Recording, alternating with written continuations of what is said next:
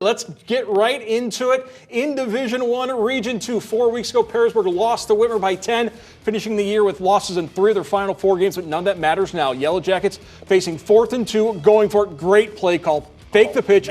Josh Tackett has Gavin Fennekin, makes the catch inside the 5, first down, Yellow Jackets. A couple plays later, give to Nook Orris, good push from the line, takes a couple of moments, and they finally raise. Yeah, he crossed the plane. It's a touchdown, 7-0 Perrysburg. Second quarter, same score, Jackets on the move. Tackett's going down the sideline, and what did Fennekin just do? A great grab by Gavin Fennekin leads to a Perrysburg field goal. They would add a second boot, so they're up 13-0 at the half. Midway through the third, Perrysburg ball at the 46. Tackett hits Dominic Woods down the seam.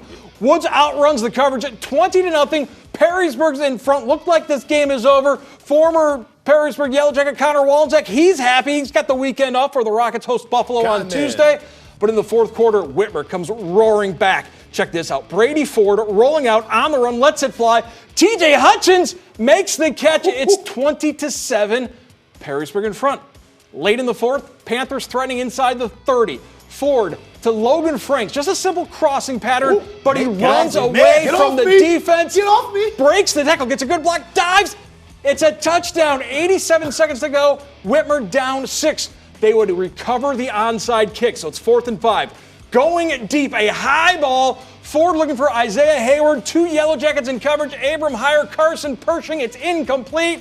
Perrysburg holds on. Yellow Jackets move on 20-14. Our post-game interview is brought to you by Miley Law, because Miley Law knows defense wins championships. I'm pretty emotional, to be honest with you.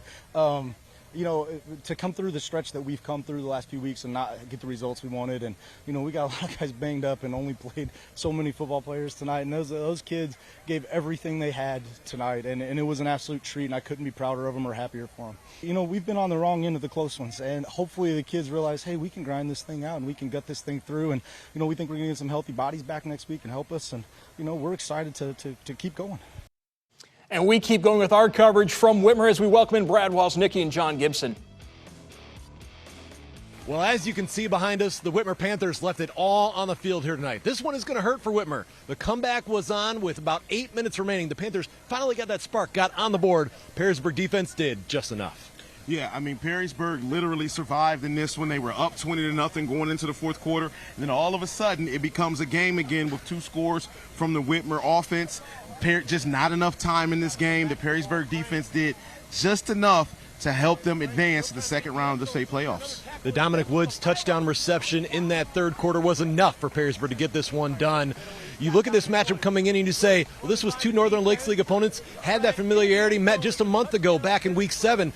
It's tough to say it, but it almost feels like you wish this game wasn't a first-round matchup. Yeah, I mean, this is you wanted this game second, third round, something along those lines. You wanted to see these teams, but hey, the chips fell where they may. You got to do the best that you can with whatever you're given. And Perrysburg went out and they avenged that loss that they had earlier in the season by really coming out and pitching a shutout for 3 quarters. And Perrysburg defensively, I think that's where the adjustments were made from that first matchup. They got a lot of pressure on Ford, didn't really allow him to set his feet, especially in that first half. Matt Hubbard, one of the guys who was chasing him down throughout the night. You also saw Joseph Sini putting a stamp on this game. Yeah, Joseph Sini had a couple of big plays, but Matt Hubbard was the guy that was constantly harassing Brady Ford, not allowing him to set his feet and get comfortable throwing the football. He made it a very difficult night for that Whitmer offense, and they had just enough to hold them off at the end. Let's also remember Ian Hall's interception in this game. It was the only turnover of the ball game